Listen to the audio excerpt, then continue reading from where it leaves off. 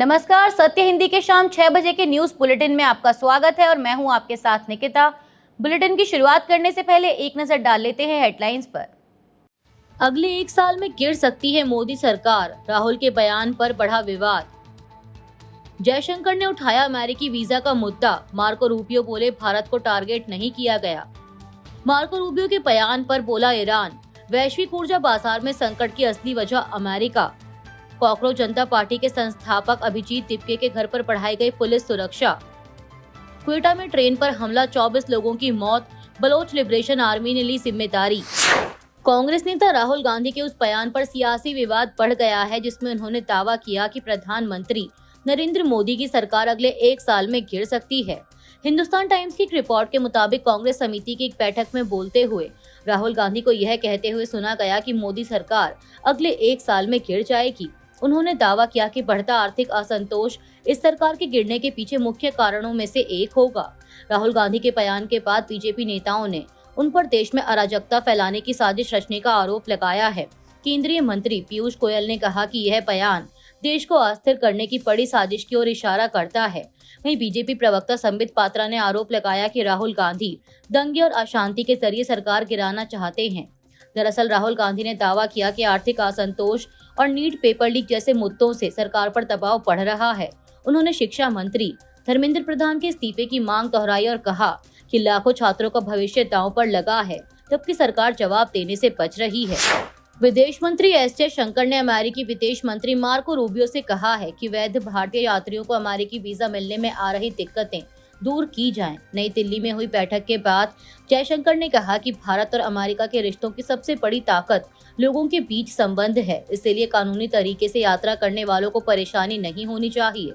उन्होंने साफ किया कि भारत अवैध आवागमन रोकने में अमेरिका के साथ काम कर रहा है, लेकिन इसका असर छात्रों, प्रोफेशनल्स और रिसर्च से जुड़े लोगों पर नहीं पड़ना चाहिए। वहीं मार्को रूबियो ने कहा कि J1, F1 और H1B वीजा नियमों में हाल के बदलाव भारत को निशाना बनाकर नहीं किए गए, बल्कि पूरी दुनिया में लागू किए जा रहे हैं। उन्होंने कहा कि अमेरिका अपने इमिग्रेशन सिस्टम को आधुनिक बना रहा है और भविष्य में यह सिस्टम भारतीयों के लिए पहले से ज्यादा बेहतर और तेज हो सकता है। दोनों नेताओं ने भारत अमेरिका रणनीतिक साझेदारी को बेहद अहम बताया। भारत के दौरे पर आए अमेरिकी विदेश मंत्री मार्को रूबियो ने दिल्ली में प्रेस कॉन्फ्रेंस के दौरान ईरान के साथ संभावित समझौते का संकेत दिया है।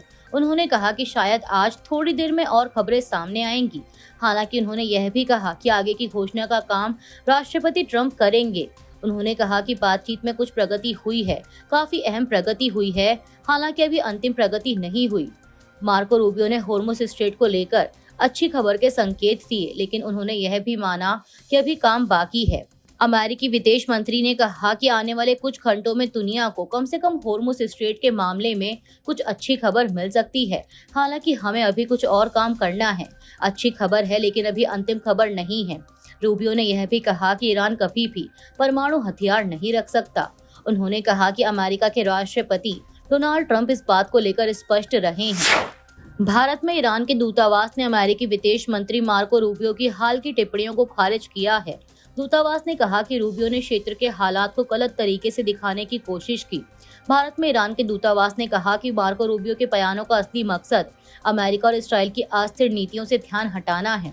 दूतावास ने सोशल मीडिया प्लेटफॉर्म एक्स पर लिखा कि ईरान दुनिया के तेल और ऊर्जा के बड़े निर्यातकों में से एक है, जो भारत समेत दुनिया के सभी देशों को ऊर्जा संसाधन देने के लिए तैयार रहा है। लेकिन हाल के सालों में वैश्विक ऊर्जा बाजार की मुश्किल बढ़ाने की असली वजह अमेरिका है, जिसने ईरान के तेल निर्यात पर गैर कानूनी और नाइंसाफी वाले प्रतिबंध लगा रखे हैं। ये प्रतिबंध अंतर्राष्ट्रीय कानून और संयुक्त राष्ट्र के नियमों के खिलाफ हैं और इनका मकसद ईरानी जनता पर आर्थिक दबाव डालना है। तेल पर लगाए गए प्रतिबंधों के अलावा अमेरिका ने दवाओं पर रोक लगाई, जिसकी वजह से कई मासूम मरीजों की जिंदगी खतरे में पड़ी और लोगों को बड़ी तकलीफें झेलनी पड़ी। दरअसल मार्को रूबियो ने शनिवार को ईरान पर कई गंभीर आरोप लगाए थे, जिनमें ईरान को वैश्विक तेल संकट और खाड़ी क्षेत्र में तनाव का मुख्य जिम्मेदार ठहराया गया था। अमेरिकी विदेश मंत्री मार्को रूबियो ने भारत दौरे के दौरान नस्लभेदी टिप्पणियों के सवाल पर कहा कि हर देश में बेवकूफ लोग होते हैं और अमेरिका में भी ऐसे लोग हैं जो गलत टिप्पणियां करते रहते हैं। नई दिल्ली में विदेश मंत्री एस जयशंकर के साथ प्रेस कॉन्फ्रेंस में मार्को रूबियो से भारतीयों के खिलाफ सोशल मीडिया पर हुई नस्लभेदी टिप्पणियों पर सवाल पूछा गया था। उन्होंने कहा कि अमेरिका एक मेहमान नवाज देश है और भारतीय समुदाय ने अमेरिकी अर्थव्यवस्था में बड़ा योगदान दिया है। उन्होंने कहा कि अमेरिका चाहता है कि भारतीयों का योगदान आगे भी बढ़ता रहे। पाकिस्तान के दक्षिण पश्चिमी शहर क्वेटा में रविवार को रेलवे ट्रैक के पास शक्तिशाली ब्लास्ट में कम से कम 24 लोगों की मौत हो गई और कई अन्य गंभीर रूप से घायल हैं।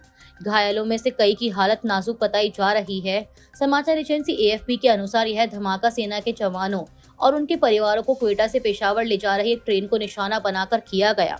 ब्लास्ट के कुछ देर बाद बलोच लिबरेशन आर्मी यानी PLA ने हमले की जिम्मेदारी ली।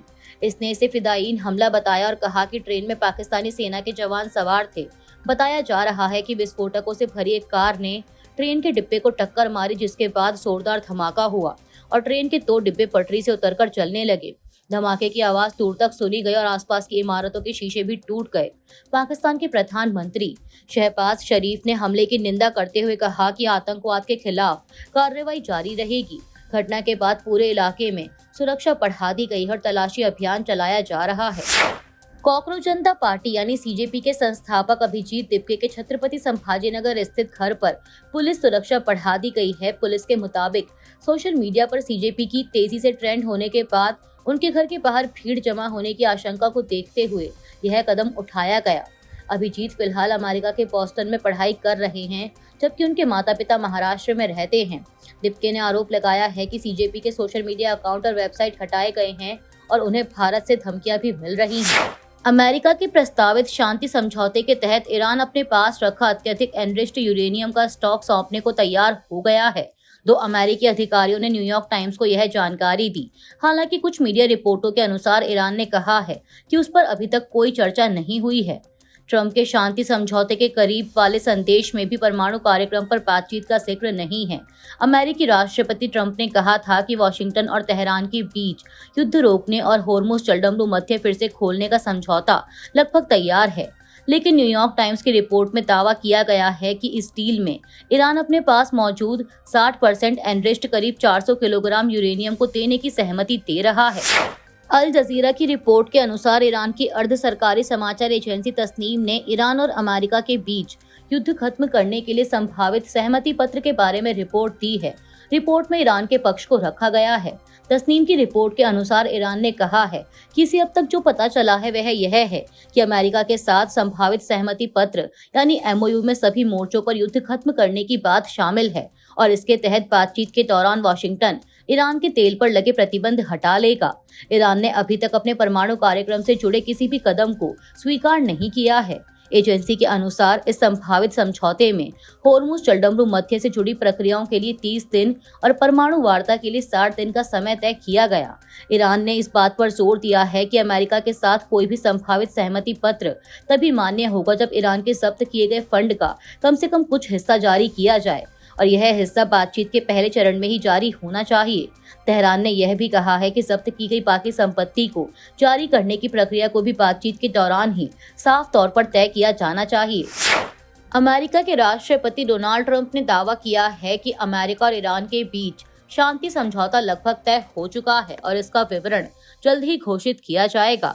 ट्रंप के मुताबिक समझौते में होर्मुज जलडमरू मध्य को फिर से खोलने का मुद्दा भी शामिल है। ईरान के विदेश मंत्रालय ने भी माना कि दोनों देशों के रुख करीब आए हैं।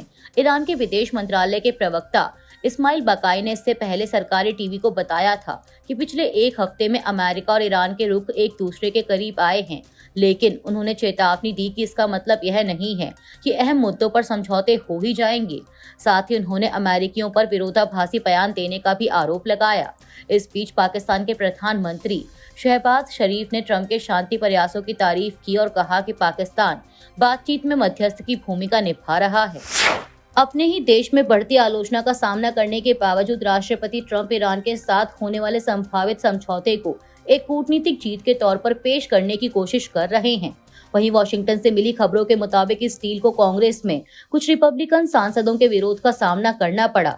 एक सांसद ने तो इसे तबाही करार देते हुए यह तर्क दिया कि इससे ऑपरेशन एपिक फ्यूरी के तहत हासिल की गई उपलब्धियां बेकार हो जाएंगी। सीनेटर टेड क्रूज ने भी इस प्रस्तावित समझौते की आलोचना करते हुए इसे एक बड़ी गलती बताया। कॉकरोच जनता पार्टी के पास बड़ी संख्या में विदेशी फॉलोअर्स होने के आरोपों के बीच इसके फाउंडर अभिजीत तिपके ने एक्स पर एक स्क्रीन रिकॉर्डिंग पोस्ट की है। इस रिकॉर्डिंग में 22 अप्रैल से 21 मई तक के इंस्टाग्राम अकाउंट के एनालिटिक्स दिखाए गए। दिपके द्वारा शेयर किए गए डेटा के मुताबिक इस एक महीने के दौरान अकाउंट पर 1.6 बिलियन यानी 160 करोड़ व्यूज आए और करीब 12 मिलियन नए फॉलोअर्स जुड़े। वीडियो में दिखाए गए डेमोग्राफिक डेटा के अनुसार 94.1% ऑडियंस भारत से थी, जबकि यूनाइटेड स्टेट से 1%, यूनाइटेड किंगडम से 0.7% और कनाडा और यूएई से 0.6% ऑडियंस थी। दिपके ने लिखा कि 94% से ज्यादा ऑडियंस भारत से है। फिर एक केंद्रीय मंत्री @किरण रिजिजू भारतीय युवाओं को पाकिस्तानी क्यों बता रहे हैं। उन्होंने यह भी कहा कि रिकॉर्डिंग में दिखाया गया डेटा उस समय का है जब इंस्टाग्राम अकाउंट कथित तौर पर हैक नहीं हुआ था। अभिजीत तिपके की यह पोस्ट केंद्रीय मंत्री किरण रिजिजू के सोशल मीडिया पर दिए गए उन बयानों के कुछ ही समय बाद आई जिन्हें बड़े पैमाने पर कॉकरोच जनता पार्टी को निशाना बनाने वाला माना गया। हालांकि उन्होंने पार्टी का नाम सीधे तौर पर नहीं लिया था। विदेशी समर्थन वाले ऑनलाइन कैंपेन पर चिंता जताते हुए रिजिजू ने लिखा था कि उन्हें उन लोगों पर तरस आता है जो पाकिस्तान और जॉर्ज सोरोस गैंग से फॉलोअर्स की तलाश में रहते हैं।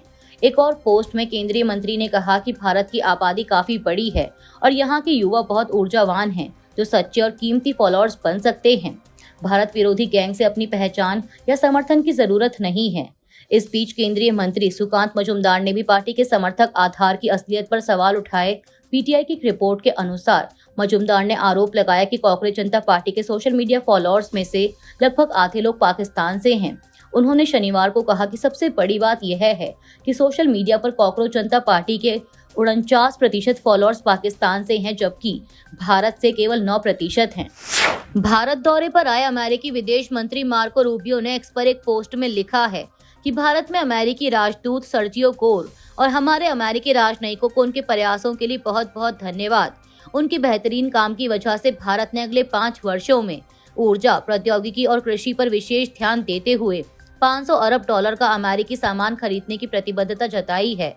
वे राष्ट्रपति ट्रंप और अमेरिकी लोगों की ओर से जबरदस्त काम कर रहे हैं। अब अमेरिकी विदेश मंत्री के इसी पोस्ट को रिपोस्ट करते हुए टीएमसी नेता साकेत गोखले ने केंद्र की मोदी सरकार पर जमकर हमला बोला है। उन्होंने एक्स पर लिखा कि क्या अब हम आधिकारिक तौर पर अमेरिका की एक कॉलोनी बन गए हैं। अमेरिका के विदेश मंत्री ने कल नई दिल्ली में कहा कि भारत ने अगले 5 सालों में अमेरिका से $500 बिलियन का आयात करने का वादा किया है। अभी भारत का अमेरिका से सालाना आयात $40 बिलियन है। इसका मतलब है कि पीएम मोदी ने हर साल अमेरिका से होने वाले आयात को 3 गुना करने का वादा किया है।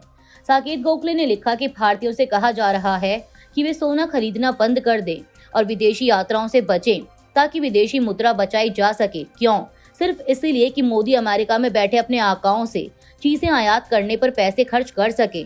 उन्होंने लिखा कि इस वादे के साथ भारत अपने विदेशी मुद्रा भंडार का 15% हिस्सा हर साल सिर्फ अमेरिका से आयात करने पर खर्च करेगा। साथ ही इस मामले पर ministry of external affairs of India की ओर से पूरी तरह से शर्मनाक चुप्पी छाई हुई है।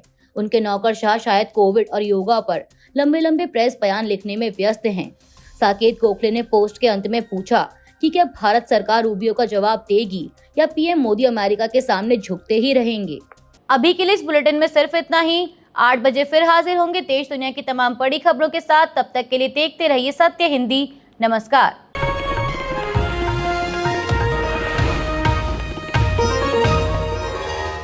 Copyright disclaimer under Section 107 of the Copyright Act 1976. Allowance is made for fair use for purposes such as criticism, comment, news reporting, scholarship, and research.